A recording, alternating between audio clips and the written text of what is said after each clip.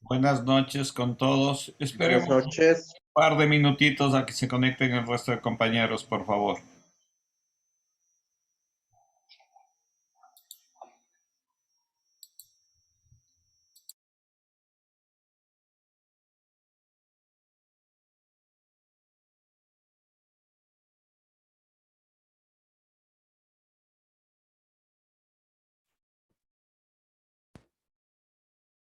Buenas noches, compañeros.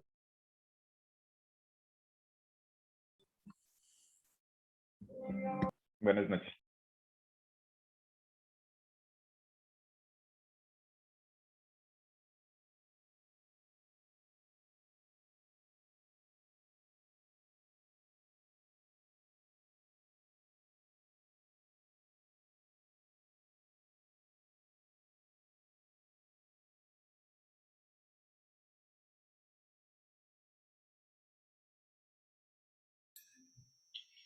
Bien, buenas noches con todos. Empecemos la reunión de hoy día.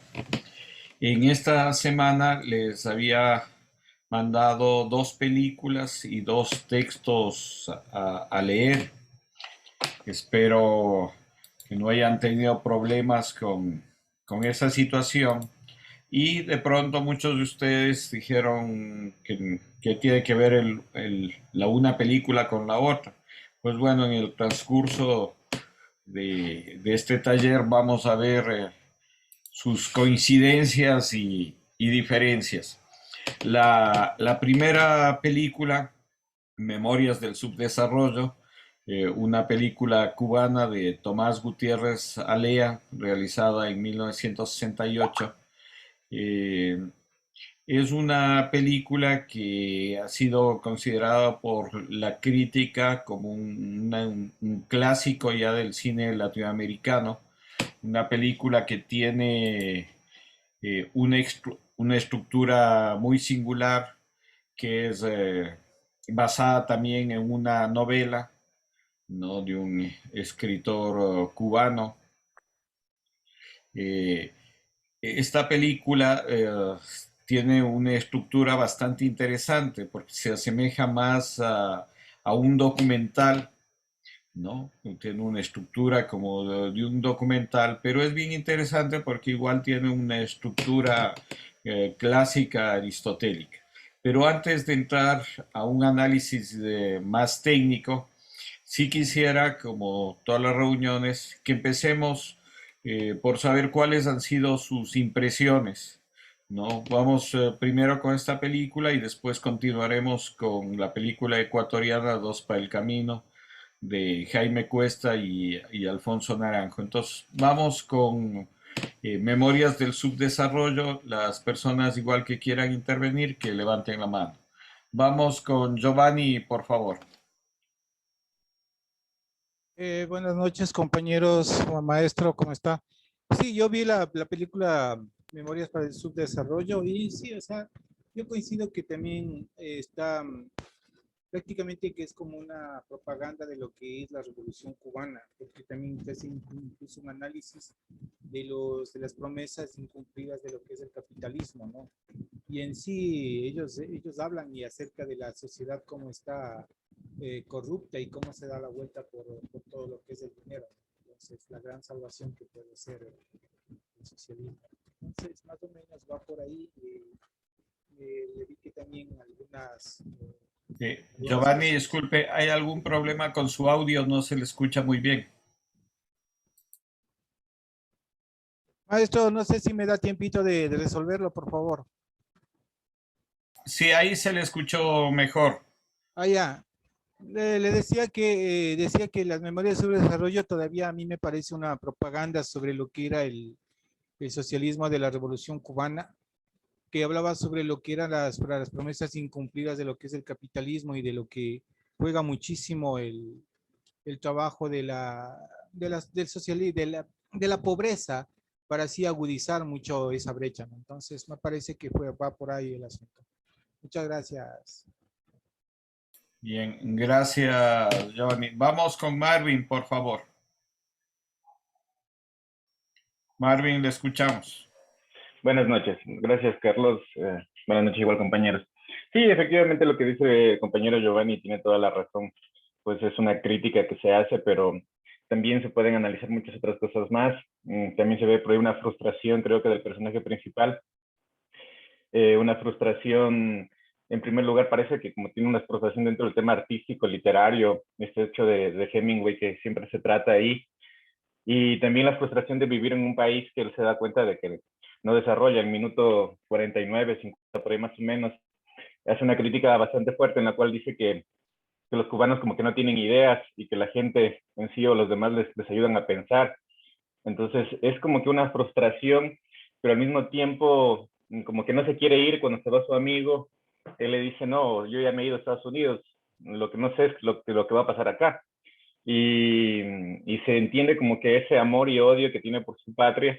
También se ve, lo que más me agrada a mí es que habla, como decía el maestro, habla de un tema que histórico, como es en este caso la revolución, es para mí un docuficción, un falso documental, en una parte se podría decir, porque sí muestra por ahí algunas secuencias, algunas fotografías que sí son reales, y me agrada eso, de que hable de una historia de un tipo que es un mujeriego, porque también se nota que se basa en 3 o 4 mujeres, su historia, pero también hace un análisis, una crítica un tanto filosófica, no solo del tema del socialismo, el capitalismo.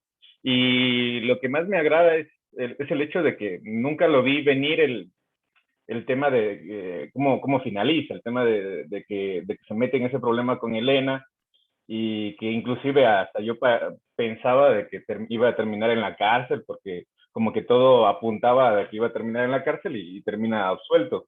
Entonces, eso también me llamó bastante la atención, pero lo que más me agradó en sí fue este hecho de conectar 2 historias, una personal y una historia en sí del país. Ese es mi aporte.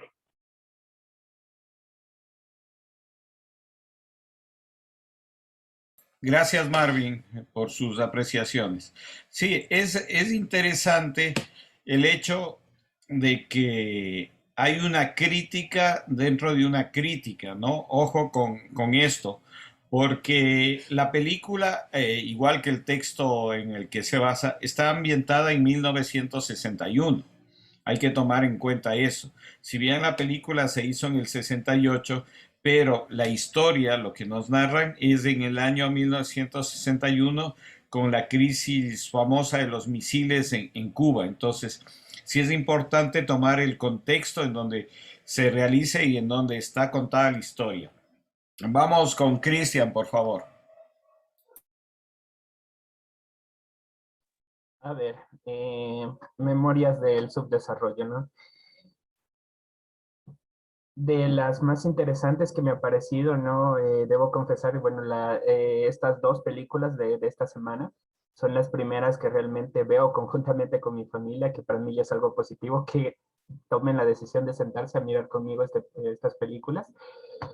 Una película bastante interesante, ¿no? Porque digamos que representa, manifiesta, pone en el ojo del espectador una clase de la que poco se habla, ¿no? Que poco se define, que en ocasiones es difícil clasificarla, ¿no? Y que tiene ciertas características, que es la clase media, ¿no? En realidad, los escuchaba decir que es una crítica hacia el capitalismo y las promesas del capitalismo, pues sí, pero no.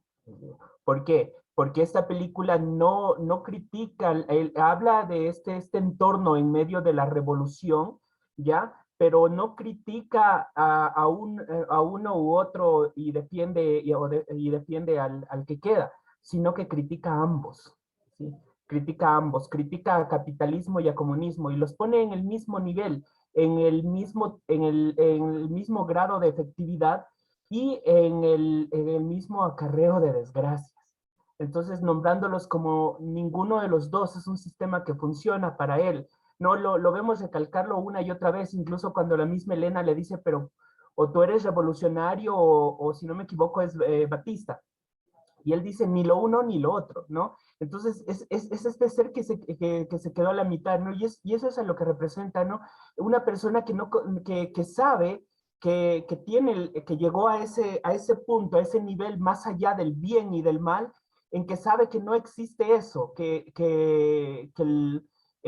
sabe que el ser humano está formado de lo uno y de lo otro, ¿ya? Entonces es una persona que ya llegó a ese punto, ya llegó a ese nirvana, a ese estado, y experimenta esa soledad de llegar a ese nivel de conocimiento, realmente no sirve de nada al final. Esa es la reflexión que él se hace, ¿no? Y representada por estas relaciones que él tiene, que en sí no es un mujeriego empedernido totalmente, porque vemos que cada una de sus relaciones él trató de obtener o de sacar algo, ¿no? Hannah es esa oportunidad de ser de ser una excelente persona, ¿no? De cumplir con los sueños que él tenía, ¿no? Laura es aquello que le ata a la vida a la que él está destinado, es decir, Laura era como su ADN, ¿no? Y Elena es lo que le ata a Latinoamérica, ¿no? Lo que le ata al subdesarrollo, ¿sí? Entonces incluso eso se nota en el hecho de que cuando él dice, o sea, no hay una pelea, no es que la utilice, no es que no la quiera, ¿no? En que él lo manifiesta claramente, si ella me lo hubiera pedido, yo me casaba con ella, ¿sí? Pero, ¿qué es lo que simplemente él dice? Esta no es la manera. No haré algo por obligación, no haré algo por imposición. Hubiera bastado con que ella me diga que quiere casarse y yo me casaba. Eso era todo, ¿no? Y pues, la mayoría dice que nadie vio venir este final, yo sí lo vi venir. Eso se vio en el minuto 1 del transcurrido el encuentro entre Sergio y Elena, ¿no? Que esto me recordó mucho a un monólogo criollo de acá, hecho por la vecina, ¿no? Cuando ella habla de que una mujer es aparentemente llevada a un motel con engaños, y dice, y ella habla de quién fue el engañado, dice, o sea, si uno retrocede, analiza, ve las cosas como sucedieron, dice, no fue el varón el que dio cacería, él fue la presa, y punto. ¿Sí? Él no fue, o sea, quien engañó no fue Sergio, quien triunfó, quien coronó, quien logró lo que quería no fue Sergio, fue Elena, porque eso fue lo que buscó, eso era lo que quería. Entonces, eso se ve en muchas cosas, ¿no? Entonces, algunas de las notas que había tomado primeramente, me pareció muy curioso esta descripción es la historia de un pequeño burgués, ¿no? Entonces, digo, esa es la forma, ¿no? De a veces poco clasificable clase media, ¿no? Que es una clase que entiende, que ha trabajado, que se puede llegar a ser mejor, ¿no?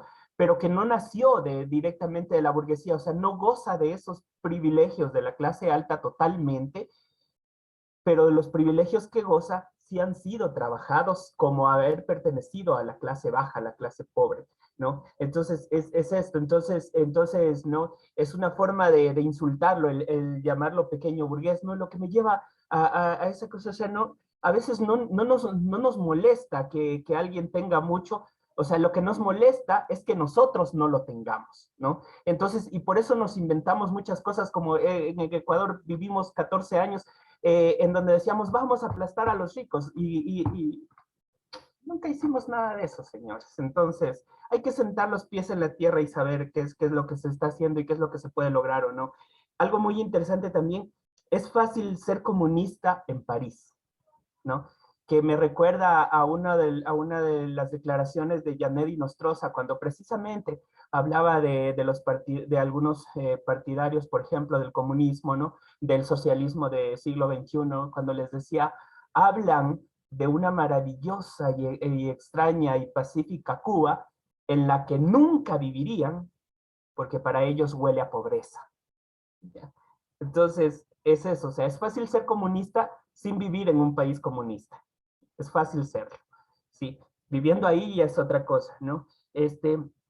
Aquí otra parte que me estaba, siempre habla de la irresponsabilidad moral, ¿no? Y dice, se remite uno a a su propia historia individual para alejarse de la miseria ajena, o se sumerge en el grupo para ocultar sus propias culpas, ¿no? Entonces, ¿qué es esto, no? De yo participé en una revolución, pero yo no hice nada.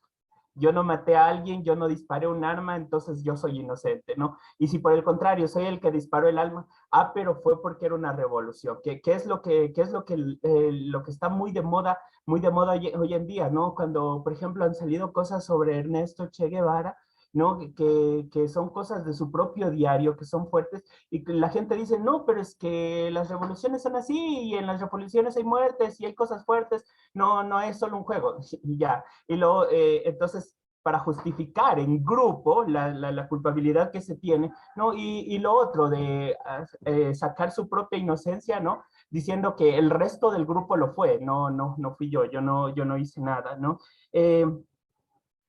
A ver, dice que un latinoamericano es un feto prematuro de un mono, ¿sí? Entonces,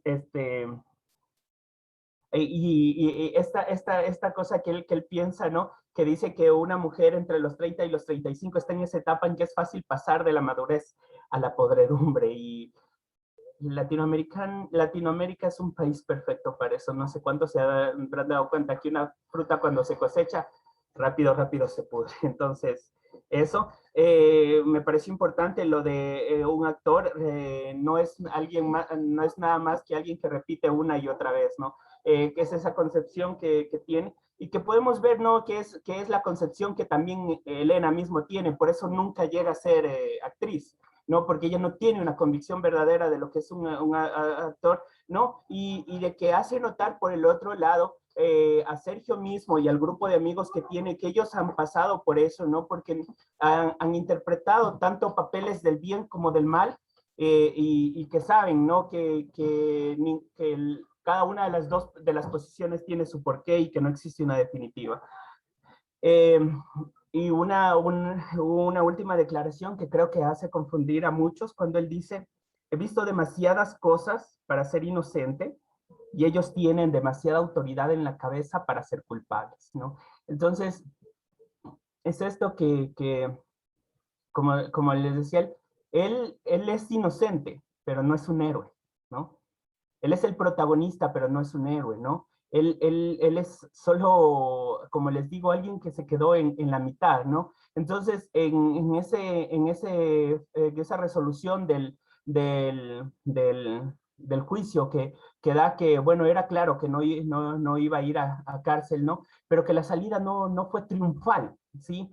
¿Por qué? Porque simplemente no es algo que ya debería pasar, ¿no? Cuando él nombra constantemente, parezco ser el único que habla con coherencia, con concordancia, ¿no? Porque entiende que ni lo uno ni lo otro, que todo se quedó a la mitad. Entonces, en el momento en que dice él, he visto demasiadas cosas para ser inocente, o sea, se refiere a que en el presente caso, él no cometió lo que se demanda, ¿no? Y es una crítica a sí mismo respecto a su papel dentro de esta revolución, ¿no? Es decir, yo no he hecho el mal, pero he dejado que el mal pase tantas veces frente a mis ojos, ¿sí? Que es difícil decir que no tengo la culpa, ¿no? Entonces, como les digo, él forma este enorme conglomerado que es el que se dice que muchas veces nuestra sociedad es peligrosa no por la cantidad de gente mala haciendo horroridades, sino por la cantidad de gente aparentemente buena que simplemente se para y mira y no hace nada, ¿no? Y él lo reitera en el momento en que él dice, tengo que hacer algo ahora, ya sea a favor o en contra de esta revolución, porque si no empiezo ahora, después no seré capaz de empezar a hacer nada. Y a eso llegó, al punto de ya nunca levantar ni hacer un nada. Entonces no se queda en este país porque añore al país, ¿no? Se queda una parte por esa cuestión de ser el que ofrece la mayor parte de incógnitas, una mayor posible experiencia, el poder observar más cosas, ¿no? Y porque en el fondo tiene ese anhelo de hacer que al menos una persona, alguien, salga de ese subdesarrollo. que trata de que a él mismo no lo ate. Entonces, porque se refiere a Elena como eso, o sea, a aquella que intentó sacar del subdesarrollo y que nunca pudo, ¿no? Que nunca pudo, en realidad. ¿Por qué? Porque nos confundimos en el hecho de, no, esto huele a estadounidense.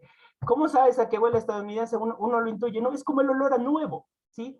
Nosotros decimos, esto huele a nuevo, algo innovador, y nadie entiende que ese olor a nuevo es el olor a la naftalina, que es un veneno para las ratas y para las cucarachas, ¿sí? No es una cosa maravillosa, es naftalina. El olor a nuevo es naftalina, es un insecticida, señores. Entonces, creo que es una metáfora bastante comparable, ¿no? Y esas son mis pequeñas apreciaciones sobre Memorias del Subdesarrollo. Gracias. Gracias, Cristian, por sus apreciaciones. Vamos con Rommel, por favor.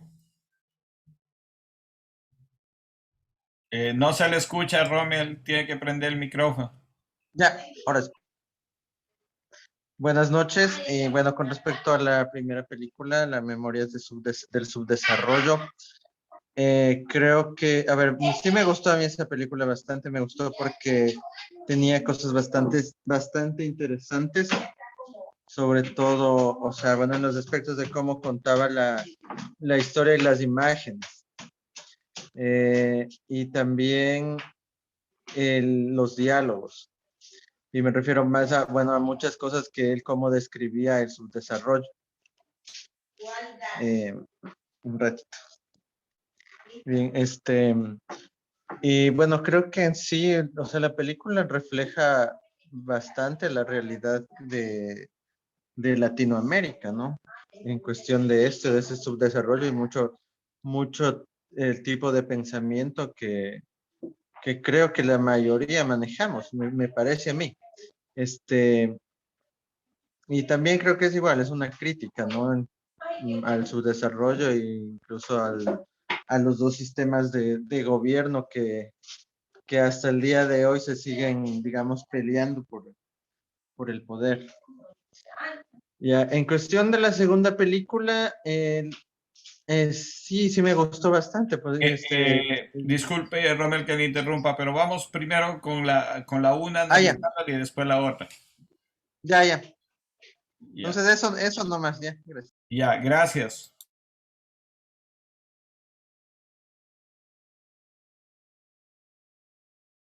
Perdón, ahí sí. Hay que tomar en cuenta una cosa con respecto a esta película, Memorias del Subdesarrollo. Primero, ¿en qué año está ambientada? Que es 1961, con la crisis de los misiles, ¿no? Y si bien el personaje hace una crítica, también el realizador.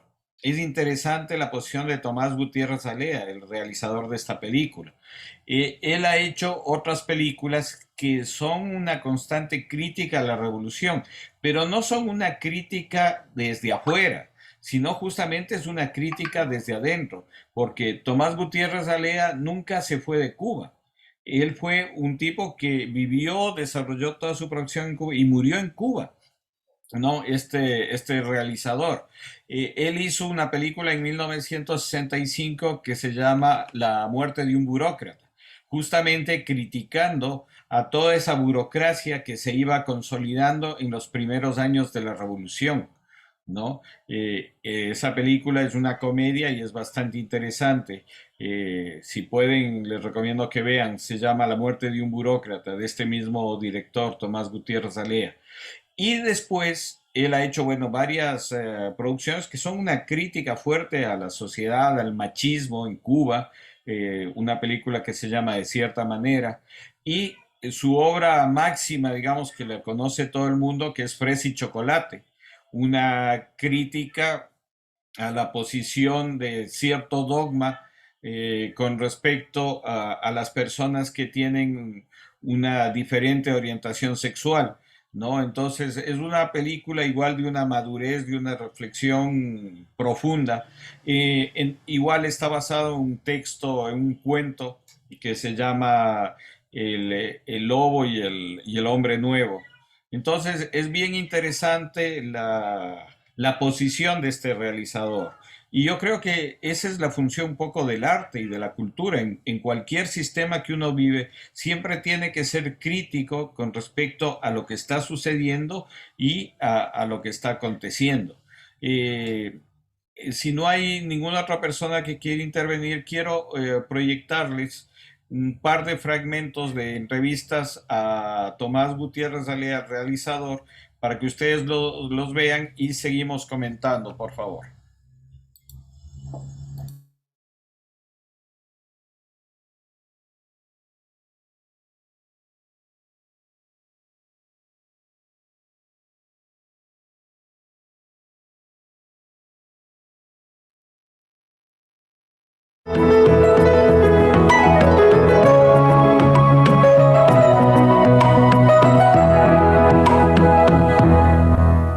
Yo tenía muchas inclinaciones, ¿no? Como tú has dicho, ¿no? Por la música, por la literatura, por la pintura, incluso por la cosa manual, la mecánica, la carpintería, los trucos de magia. Todas esas fueron las cosas que poblaron mi niñez. Realmente tenía una aparente dispersión. Sin embargo, todo eso se sintetizaba en el cine. Y el día que tuve por primera vez una camarita de 8 milímetros en las manos, ya fue la revelación, la certeza de que eso es lo que yo iba a hacer. Titón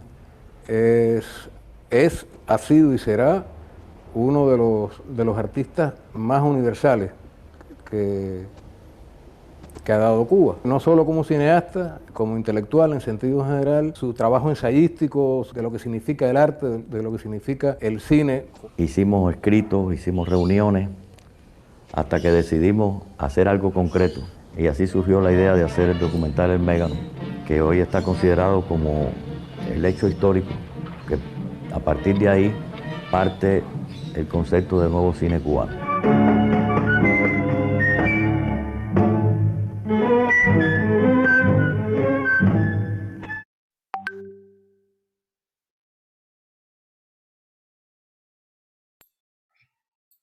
Bien, y quiero proyectarles otro fragmento enseguida, también una entrevista sobre cómo realizaron la película. Igual muy corto para que lo veamos y después seguimos hablando, por favor.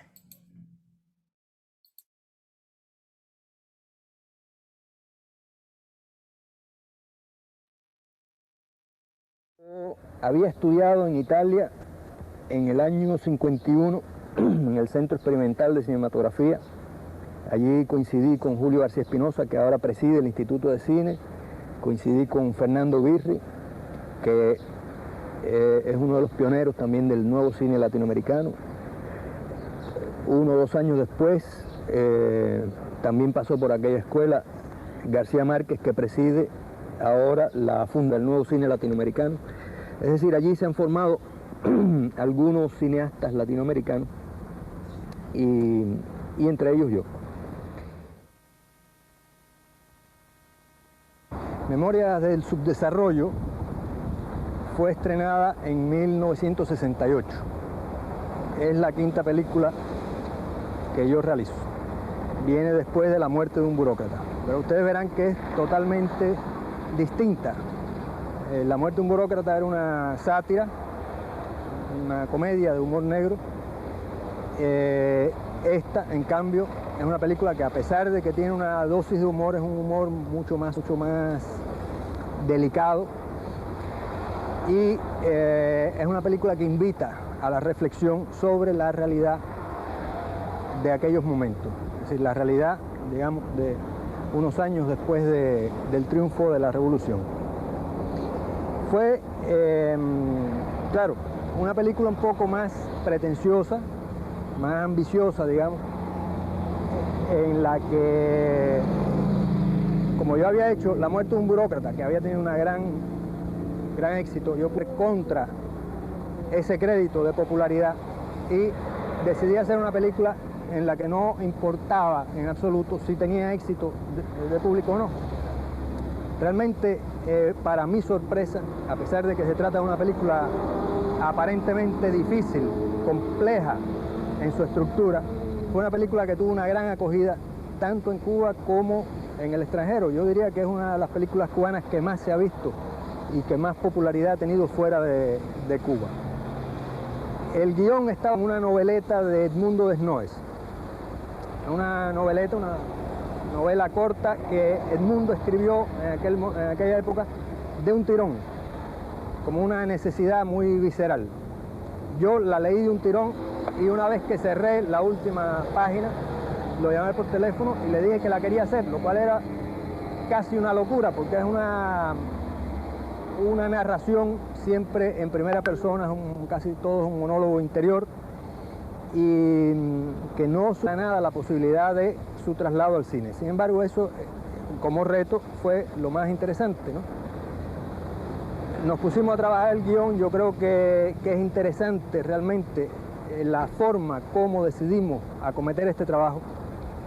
Fue muy fácil, los dos estábamos en la misma onda y por lo tanto el trabajo avanzó muy fácil, pero siempre hicimos un guión abierto, un guión que dejaba la posibilidad de incorporar todos los elementos que fueran apareciendo a partir de todo el periodo de prefilmación, filmación e incluso de sonorización de la película, porque el guión de la película podemos decir que se terminó con la sonorización.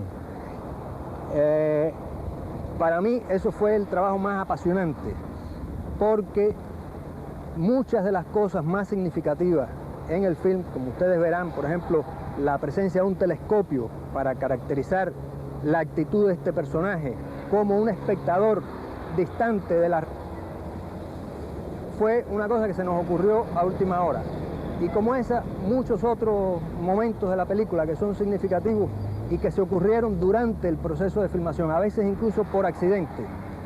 Por ejemplo, un día no podíamos filmar porque era 1 de mayo, que era la fiesta de los trabajadores, y nosotros teníamos contemplado en el plan de producción que sí, que se iba a filmar. Y dijimos, bueno, ¿y si aprovechamos el 1 de mayo? Que el 1 de mayo es una concentración masiva y podemos poner a este protagonista frente al pueblo que se dirige a la concentración. El protagonista de la película es un burgués que se queda en Cuba después que toda su familia se va, inmediatamente después del triunfo de la revolución. Y él se queda como un espectador de la realidad. Nosotros vemos esa realidad a través de sus ojos. Es decir, esto nos da la posibilidad de tener frente a la realidad una actitud crítica. Por supuesto, la actitud crítica del espectador no es solo sobre la realidad, sino también sobre el protagonista. Y de ahí pensábamos nosotros que venía la complejidad y la posible dificultad para el espectador frente a esta película. Sin embargo, parece que eso resultó lo más atractivo, porque los espectadores, en Cuba por lo menos, mucha gente volvía a ver la película que yo recuerde que conozco más personas que la han visto más veces, lo cual es una señal indiscutible de que la película, cuando termina, empieza a trabajar dentro de la cabeza del espectador y le plantea tales inquietudes que regresa al cine a ver si encuentra alguna respuesta. Para mí eso es lo más interesante porque nos ayuda a reflexionar sobre nuestra realidad.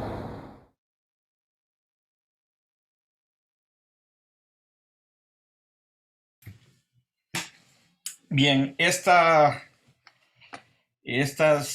fragmentos que quería enseñarles creo que nos ayudan a entender mejor esta realidad tanto de la película como la posición del realizador, ¿no? Que como vemos trabajó conjuntamente con el escritor la parte esta del guión, ¿no? Y como él mismo lo menciona, hasta la postproducción se iba construyendo, porque esa voz en off que tiene la película se la montó en postproducción una vez que ya tenían las imágenes, que tenían la edición.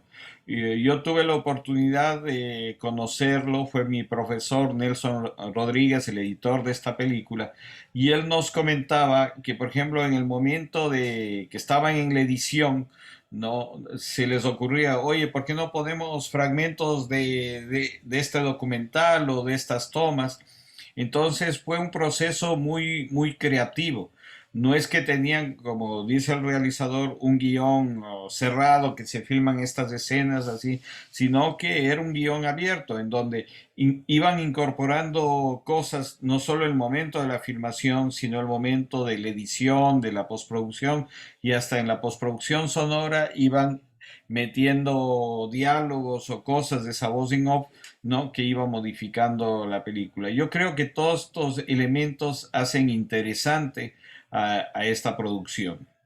Y lo otro que les decía, el estar una posición crítica del cineasta, del realizador con respecto a su medio, ¿no?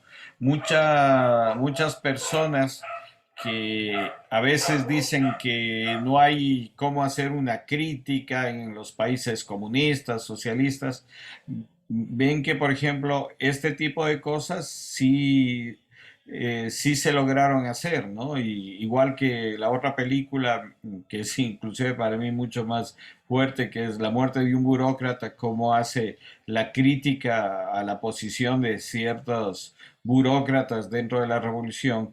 Bueno, es interesante ver toda la filmografía de este director, pero su obra que se ha consagrado, que fue inclusive candidata al premio Oscar, Fresa y Chocolate, es una clara crítica al sistema, pero como les digo, desde adentro, desde un cineasta que está en medio de la revolución y que tiene la posibilidad de hacer cine en ese sistema cubano y hacer un cine crítico con ese sistema.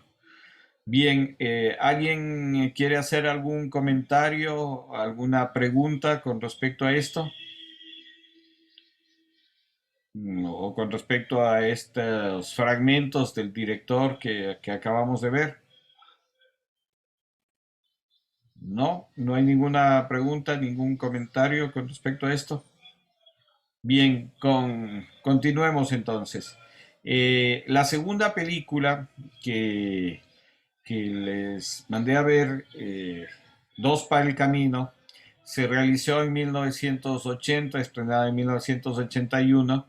Es una producción ecuatoriana donde cuenta la actuación de Ernesto Albán, un famoso actor ecuatoriano, ambateño, que ha trabajado en las tablas durante 40 años, coprotagonista con César Carmiñani, también un actor que no es que empieza recién, él trabajó de muy niño en estas coproducciones que se hacían con otros países, se hizo una coproducción que montaron un clásico entre Melegui y Barcelona, en donde él trabaja de niño, y también, perdón, Annie Rosenfeld, una actriz y cantante ecuatoriana. Ella es